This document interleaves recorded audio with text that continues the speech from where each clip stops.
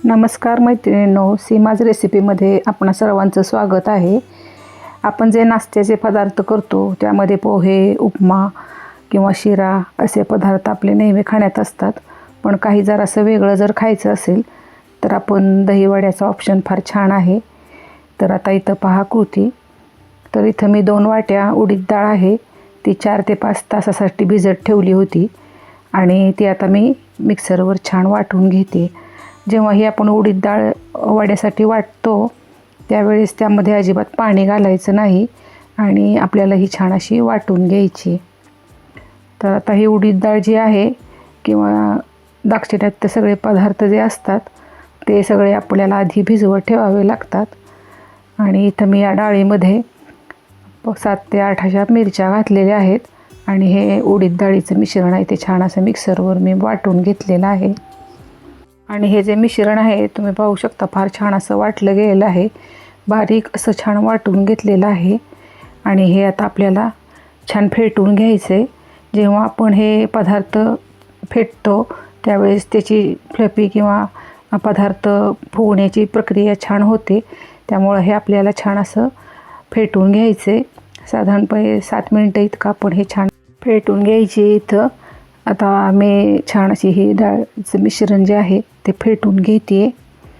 जेव्हा आपण हे पदार्थ बनवतो त्यावेळेस आपल्याला फारच थोड्या वेळात हे पदार्थ सगळे तयार होतात. त्यामुळं छान असे फ्लफी होण्यासाठी हे आपल्याला मिश्रण फेटून घ्यायचे. तर आता जेव्हा आपण हे नाश्त्याचे जे पदार्थ करतो त्यावेळेस आपल्याला पूर्वतयारी ही करावी लागते. यासाठी आपल्याला वड्यासाठी जे आपल्याला दही लागणार आहे हे दही आपण आदल्या दिवशी लावून ठेवायचं आहे. म्हणजे ते जास्त आंबटही नसून गोडसर असं दही झालं पाहिजे. यासाठी आपण हे दही आदल्या दिवशी लावून तयार ठेवायचं आहे. दहीवडा बनवताना ही प्रोसेस गरजेची आहे. आता हे माझं मिश्रण आहे ते छान असं फेटत आलेलं आहे. आपल्याला हे सुरुवातीला जड जातं पण जसं जसं ते फेटलं जातं तसं ते हलकंसं व्हायला सुरुवात होते. आता पाहू शकता माझं मिश्रण हे जरा हलकं असं झालेलं आहे. इडली किंवा डोसा यासारखे जे पदार्थ आहेत हे आपल्याला भिजवून वाटूनच बनवावे लागतात. तुम्ही जेव्हा विकतचं जे पीठ आणता त्यावेळेस त्याला नाही भिजलं तरी चालू शकतं. पण इथं आपण हे सगळे पदार्थ जे आहेत हे भिजवूनच वाटून घ्यायचे असतात. यासाठी हे छान अशी फुगण्याची पण प्रक्रिया छान अशी होते. त्यामुळे तर इथं माझं मिश्रण हे छान फेटून झाले. आता आपल्याला यामध्ये फक्त मिठाचा वापर करायचा आहे, कारण हिरवी मिरची ही चवीसाठी मी अगोदरच वाटतानाच ॲड केलेली आहे. त्यामुळे आता तुम्ही पाहू शकता आपल्याला हे बॅटर फुगलं आहे की नाही हे चेक करायचे.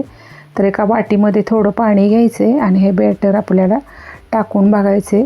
हे जर वरती तरंगलं तर समजायचं की हे आपलं मिश्रण हे जास्त फ्लफी छान असं झालेलं आहे. आता हे आपलं मिश्रण आपलं तयार झालेलं आहे. इथं मी 1 चमचा मीठ घालते आणि हे छान आपल्याला मिक्स करून घ्यायचे. मिक्स केल्यानंतरच आपल्याला हे वडे तयार करायचे आहेत. तर वड्यासाठी तुम्ही उडीद वडा जेव्हा खाता सांबाराबरोबर किंवा चटणीबरोबर त्यावेळेस तुम्ही उडीद वड्याच्या आकाराचा वडा बनवू शकता. पण इथं मी भज्यांच्या आकाराचे गोल असे वडे बनवणार आहे.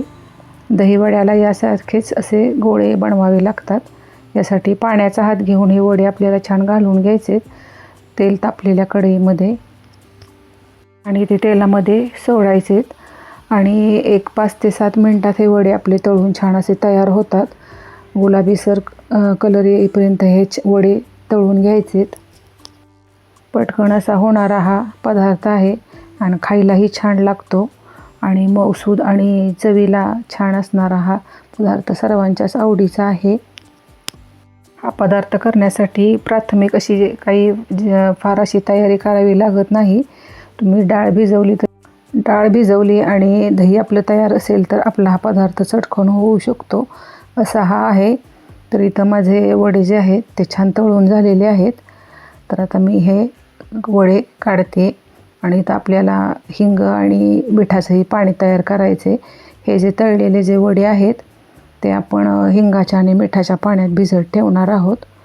आता इथं मी दुसरे वडे तळायला घालते. तर आता हे आपले जे वडे तळून 5 ते 7 मिनटात होतात आणि फार छान अशी लागणारी ही रेसिपी आहे आणि सर्वांच्या आवडीची अशी आहे. तर आता माझं इथं दुसरेही वडे आहेत ते तळून झालेले आहेत. तर आता इथं मी वडे जे आपण पाण्यात भिजत घालणार आहोत ते मी पाण्याची तयारी करून घेते. तर आता छान असे गुलाबी रंगावर वडे तळून घ्यायचे आणि हे जे आपण भिजत घालणार आहोत वडे ते 10 ते 15 मिनटं आपल्याला भिजत ठेवणं गरजेचं आहे. असे मऊसूत झाल्यानंतर ते वडे आपण जेव्हा दह्यात घालू तेव्हा खाताना ते छान असे मऊ मुलायम असे लागतात. तर इथं मी पाणी घेतलेलं आहे अर्धा तांब्या आणि त्या पाण्यामध्ये मी हिंग आणि मीठ घालते. अर्धा चमचा मी हिंग घातलेला आहे आणि 1 चमचा मी मीठ घातलेला आहे आणि या पाण्यामध्ये आपल्याला हे वडे जे आहेत ते भिजत घालायचे आणि इथं मी दह्याची तयारी करते. इथं मी छान काल लावलेले जे दही आहे ते छान असं गोडसर दही आहे. यामध्ये मी 1 चमचा मीठ आणि 2 चमचे साखर घालून घेते आणि हे दही जे आहे ते छान आपल्याला फेटून घ्यायचे. छान रवीनं असं एकसारखं करून घ्यायचं दही. दही आहे ते असं आपल्याला आंबट गोड असं तयार करायचं आहे. तर आता हे माझं दही छान असं फेटून झालेलं आहे. तुम्ही पाहू शकताय छान असं झालेलं आहे. आता इथं पाहू शकता तुम्ही फार सुंदर अशी दह्याला हे आलेलं आहे, कन्सिस्टन्सी आलेली आहे. आता आपल्याला आपण पाण्यात भिजत घातले होते वडे ते आपण दाबून असे हलकेसे पाणी काढून घ्यायचे आणि हे आता आपल्याला प्लेटमध्ये ठेवून घ्यायचे.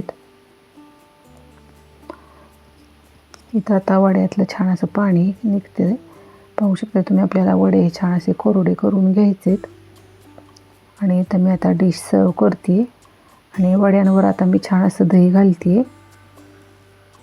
दही असं दाटसर छान असं लागतं खायला. यासाठी आपल्याला पातळसर नको आहे दही, असं दाटसरच छान वाटतं. हे जे वडे आहेत ते भरपूर दह्यामध्ये खायला छान वाटतात. आता इथं मी वरून घालते चाट मसाला. आता इथं चाट मसाल्यानं आपले जे वडे आहेत ते चटकदार असे लागणार आहेत आणि वरून मी घालते चिरलेली कोथिंबीर आणि आता यावरून घालायचे आपल्याला लाल तिखट भुरभुरायचे म्हणजे हा वडा जो आहे तो दिसायलाही फार छान दिसतो. यासाठी आपल्याला हे तिखट घालायचे आणि वरून मी घालते चिंचेची चटणी आणि वरून आणि घालते बारीक शेव. बारीक शेव घातल्यामुळं आपल्या या वड्याला छान अशी चव येते. पाहू शकताय तुम्ही माझी ही डिश छान अशी सजवलेली आहे आणि वरून आपण कोथिंबीरही ठेवलेली आहे. तर छान असा आंबट आणि चटकदार चवीचा दहीवडा.